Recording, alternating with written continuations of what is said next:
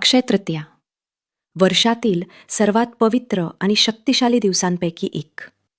अक्षय म्हणजे जे कधीही कमी होत नाही, जे नष्ट होत नाही आणि ज्याचे पुण्य अनंत काळ टिकते. या दिवशी सूर्य आणि चंद्र दोघेही त्यांच्या सर्वोच्च तेजात असतात. म्हणूनच हा दिवस हिंदू धर्मातील 3.5 मुहूर्तांपैकी एक अत्यंत शुभ मुहूर्त मानला जातो. या दिवशी कोणतंही शुभ कार्य करण्यासाठी वेगळा मुहूर्त पाहण्याची गरज नसते. अक्षय तृतीया ही फक्त खरेदीचा दिवस नाही, तर हा दिवस आहे अनंत आशीर्वादांचा प्रवेशद्वार. पुराणानुसार याच दिवशी सत्ययुग आणि त्रेतायुगाची सुरुवात झाली. भगवान विष्णूंचा 6वा अवतार भगवान परशुराम यांचा अवतारही याच दिवशी झाला. तसेच नरनारायण ऋषी पृथ्वीवर प्रकट झाले.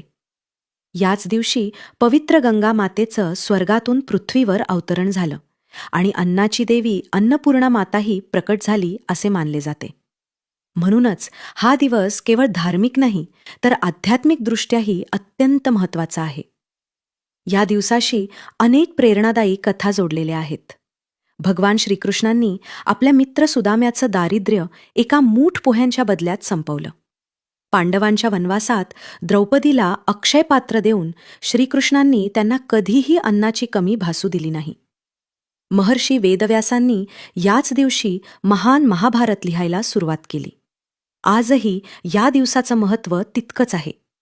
बद्रीनाथ धामाचे दरवाजे भक्तांसाठी याच दिवशी उघडले जातात आणि वृंदावनातील बांके बिहारी मंदिरात भक्तांना भगवानांच्या चरणांचे दर्शन मिळते.